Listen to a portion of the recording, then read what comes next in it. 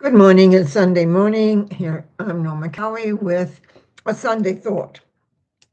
Today, the Sunday, excuse me, the Sunday thought is about forgiveness.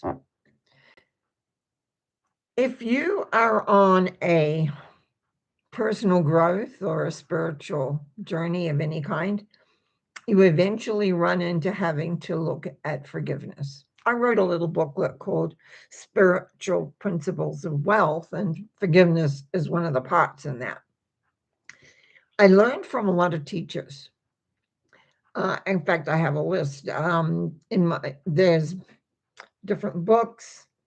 Actually, let me just take a second and I'll read some of the names that's in here because there's a lot of them. Oh, I took just a lot of things from a lot of people. But I thought I had a specific list on the prosperity ones, but I can't find it right off my because I wasn't going to talk about that, but that just sort of came up. That happens sometimes. I just want to say it's good to be here. I'm getting used to my new computer. There's a few things I still have to work out with it, but it's shows a much wider scope. I managed to go out and I got a little snowman to go with my tiny tree, and I enjoy that quite a bit because actually you push a button and it sings about the snowman. So let's talk about forgiveness for a moment. The most important thing about forgiveness, really, is the forgiveness of self. And often that's the last thing we think about. Guilt, unreleased emotions, regrets.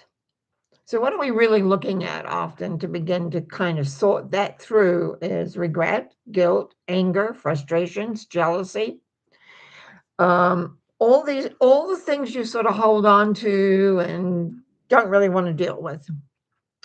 And so you'll just push it away, and yet it's there.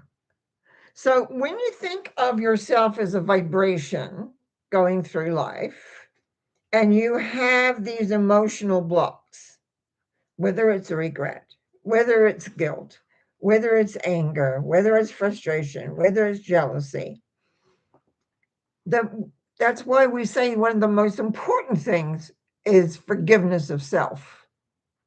Yes, we can forgive other people, and we'll talk about that in a minute. But it's like forgiving these elements, and totally working into that sense of forgiving. Now, what I found, unless you have a connection to some form of spirituality, love, an element that you can give over those feelings I've talked about, those that we suppress.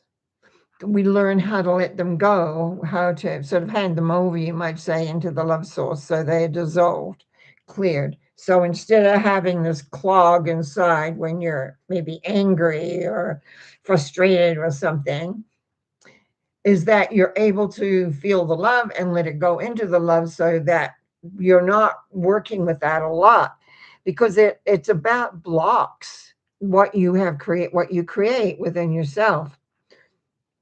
Um, what have I written down here? All things you hold on to and rethink over and over are blocks to your well being. So, when something happens and you run it through your mind over and over and over and over and over and over and over, it's just kind of like, it's like that actually means that there's something unresolved inside. And again, it could hit into any one of these regret, guilt, anger, frustration, jealousy, um, despair, even can be, you get despair. Like I find I was dealing a lot with frustration with learning this new computer, by the way. And it's like you just kind of have to let it go and figure out. It's about figuring and how to figure out what to do and how to do it. And And it takes time because you're still working on things that you're having and wanting to do as well. So it's taken me a wee while to get used to the bigger screen. You had to adjust a few things in the background here. And it's about forgiving yourself. I don't want to get away from that because very often they talk about forgiveness, they put it outside. I found a lot of the things they put it outside, like, oh, when you forgive them, you're going to forgive your part of it. If two people are having an argument, there's two people. So yes, but you're the one that needs to deal with your feelings, your element that's on inside. And so this is where often people get hung up with how forgiveness works. I still wanted to show you or tell you the different people that I study that in element from. And I just was looking at it a little moment ago. So I have no idea where, and I apologize because I wanted to do that. Okay. There were some things here. I'm just going to run through them because they're not always what you would call easy to get hold of. So, and if you want to know what the books were, you can always email me and I can let you know. One of the first ones I went was Charles Fulmore, Prosperity through the Unity People. Napoleon Hill, Think and Grow Rich. Now, that's usually easy to find, even now. Dr. Joseph Murphy, The Power of Your Subconscious Mind. Part of the growth pattern of self-development is understanding how your subconscious works. And I find today not too much is said about that, but it's a very important part. Then, Catherine Ponder, she wrote several books. Dynamic Laws of Prosperity, Open Your Mind to Prosperity, The Prospering Power of Prayer, something which I find for those of us that attend on Monday nights mental mind treatment. By the way, if you haven't ever been and seen my Monday night mental mind treatments, people who regularly check them for certain things, like, they usually use the same thing, improvement. I am so thrilled. I tell you, that's one of the things. John Randolph Price has a little book called Abundance, a little green book called Abundance. Loads of good things in there. In Robert Kiyosaki with Think and Grow Rich, I did quite a bit of work with him actually at one point. Auto types also creating money using spiritual laws of abundance and prosperity, advanced technique of manifesting, Mind, Money, and Wealth, a seminar on achieving financial success with Alan Jacks. I did quite a bit of work around that. Prosperity plus Bert with Edwin Gaines and Bert Carson. I actually took their prosperity course. I have mentioned that before. Tithing. That was why I went, because I couldn't understand really how tithing worked. I do now.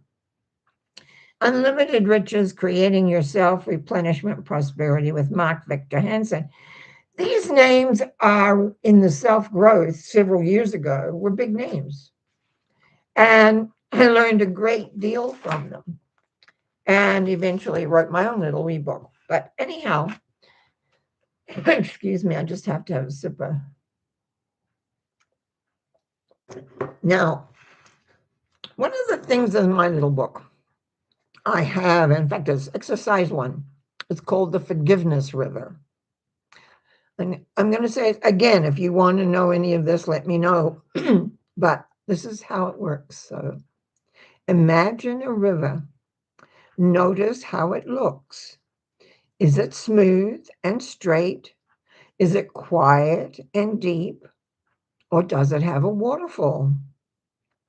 Note all the details and then look to see how many rocks you have in the river. The rocks depict the people, situations you need to forgive. You may have a few rocks or a lot of rocks. Pick a rock and ask it what it represents. Listen carefully to the answer. By asking the rocks, one by one, what they represent, you can discover who and what you need to forgive. And in this little diagram here, I said, I have blank rocks in my river on certain date. The rock says I need to forgive for.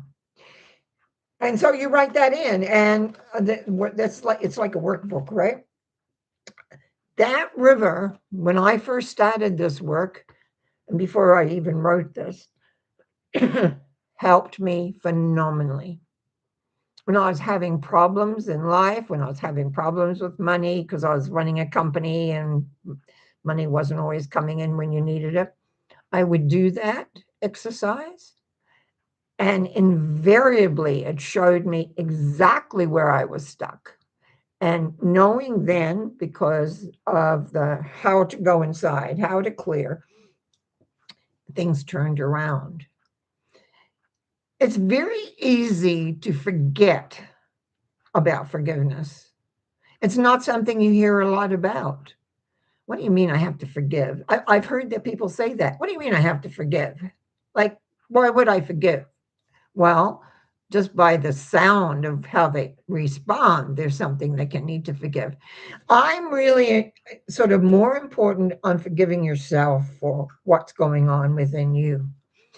But forgiving others is very important. Circumstances. There are circumstances that happen in life that you like, it's like you don't feel you have any relationship to. And yet, here you are in the middle of whatever is going on. And sometimes you just have to forgive the circumstances, they've, things over which you have no possible control. That's life. That's the wonder of life and how life works. But when I was considering about, excuse me a sec, when I was considering about what I was going to talk today, forgiveness came up. And I sort of put it to one side. But then I realized we're coming into Christmas. There's a lot of pressure for a lot of people at Christmas time, especially if you have children, because they want, well, I want this, I want that, I want the other. And very often it's like staying staying sane actually through that whole procedure. And it's the 14th today, so we've got 10 days before it's 11, it'll be 11 days, I think. Is it not the 14th today? Excuse me. Yeah, it is the 14th today. Um, I also want to say Wednesday, the 24th, I've been working on a metaphysical Christmas story, which on Wednesday, the 24th, which is Christmas Eve, that I will read. And I have done over the years a number of Christmas stories when I used to work with the local metaphysical center. Well, I have several Christmases actually. And so this is a new one I'm putting together. And anyway, so it gives me something to do as my throat's going crazy here. Apologies for that. So I want you to remember, if you're having any if you're having money issues, take a look at where you need to forgive. Align yourself with the spiritual love source, whatever you call it. It's not about the name, although a lot of people will tell you it is. It's about recognizing that you are loved beyond measure, that love is there in our world, and we need to learn how to take it inside and let go of those blocks that we have within ourselves. So that's my talk for Sunday, my Sunday thought. I wish you a good week. Tomorrow night, Monday, we'll be doing mental mind treatment. That starts at 7 p.m., same channel. And then on Wednesday, I do a metaphysical talk. It's only 2 weeks away, and I do my story. So you have a great day. Enjoy your family, enjoy your friends, enjoy whatever it is you're doing. I've got my nose in a book story, so that will spend some of that time. And I went out to buy some Christmas presents, I ended up buying 2 for myself. When you see the little snowman over my shoulder, you press a button and it sings. And yeah, I really like that one. So that's my decorations this year. A little tree my son gave me. I had all my Christmas stuff stolen off my patio one year. So he brings me a little Christmas tree, and you don't see the lights, but it has lights. And now I've got a snowman, so we're getting settled. Anyway, have a great day, have a great week, have a great whatever you want. But remember, if you get stuck, tune into that love force and let the energy go, whatever it is. If it's a regret, if it's a guilt, if it's an anger, if it's a frustration, and even a jealousy, purge so that you're clear and the love source can create for you. Thank you for listening. Appreciate it. Thank you for your comments that you often send or give later. I appreciate it, every one of them. So, blessings to you. Bye now.